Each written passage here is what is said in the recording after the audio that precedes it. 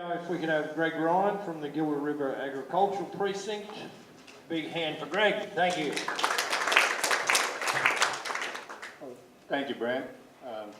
As Bram said, I'm Greg Ryan. I'm a third generation landholder on the Gilbert River, so I'm coming from a position of someone who's sat on land for generations, knowing that there's been good soil there that at some stage would really support the development of intensive agriculture.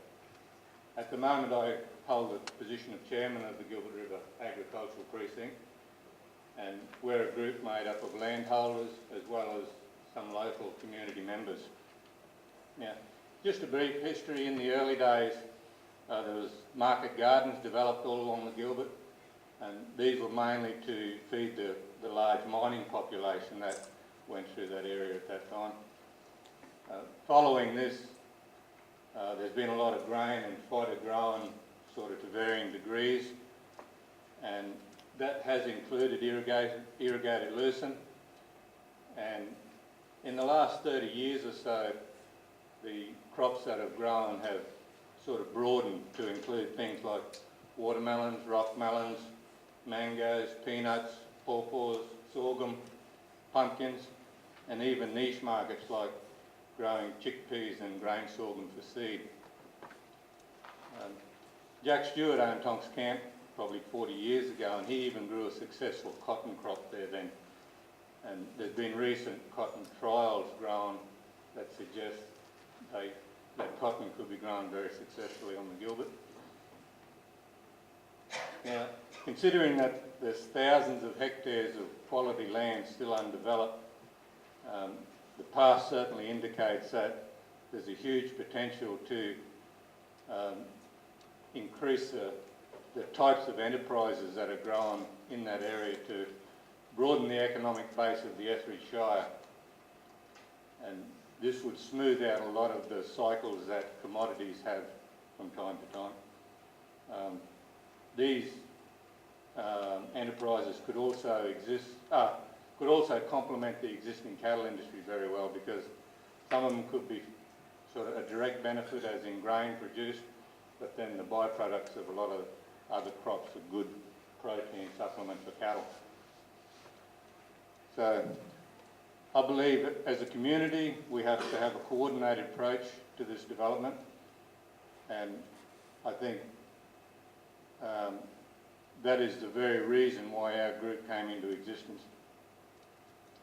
And from our grazing panel just a while ago, everyone will know that Northern Australia is doing it a bit tough at the moment, sort of with regard to producing cows. So low population shires like Etheridge that really depend so much on the cattle industry suffer greatly. And it's not just the cattle producer, it's the whole community, especially those small businesses in town that rely on the support of the cattle industry to survive. So if development could get up and running, if it was sustainable and economical, I'm sure it would be a hell of a boost for the Etheridge Shire. In 2009, the Etheridge Shire Council and Gulf Savannah Development released an investment report on the Gilbert River agricultural area, and that was reviewed in 2014, and there was a lot of good information in this report, sort of on soil types, climatic conditions, economic opportunities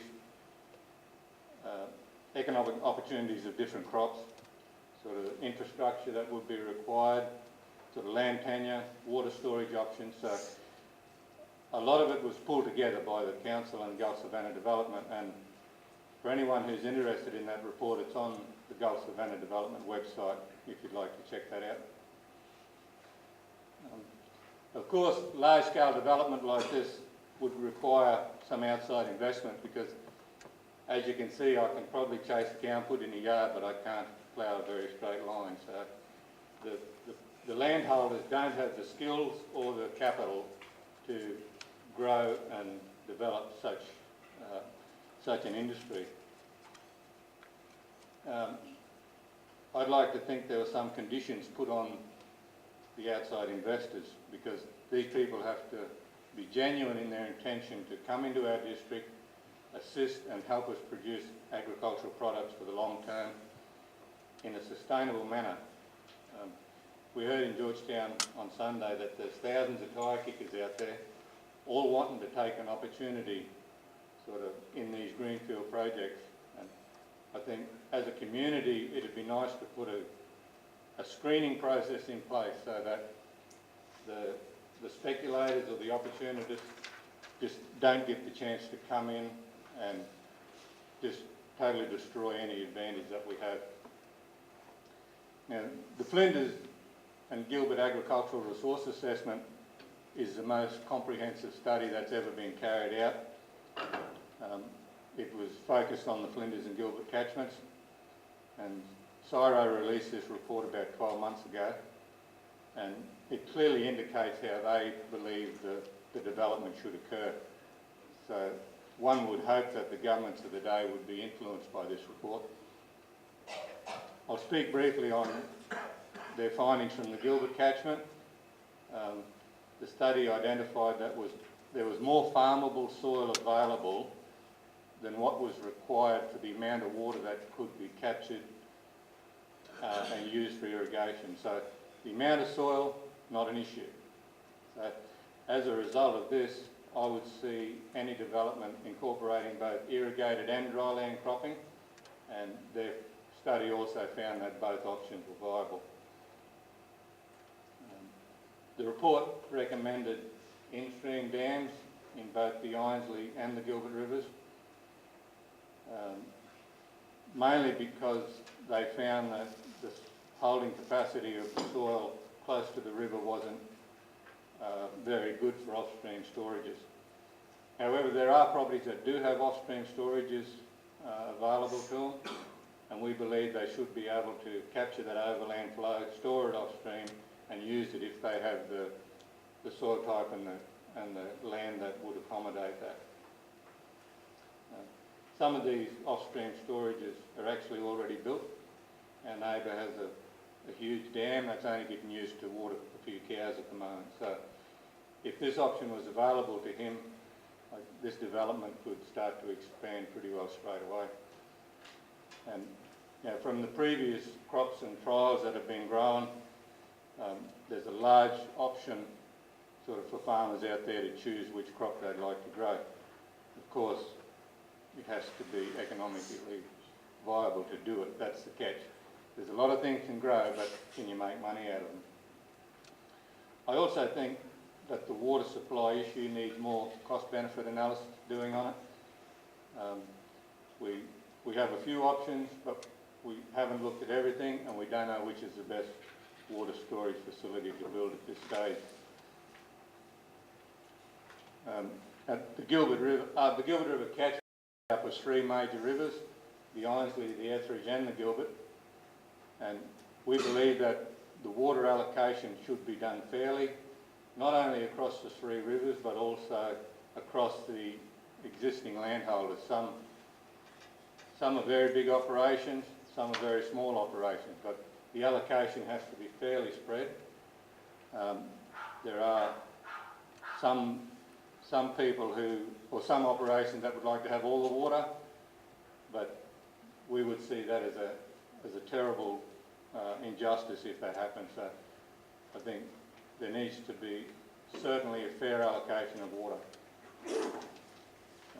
The Gulf Water Resource Plan is a process under review at the moment. Shannon will probably comment more on that later.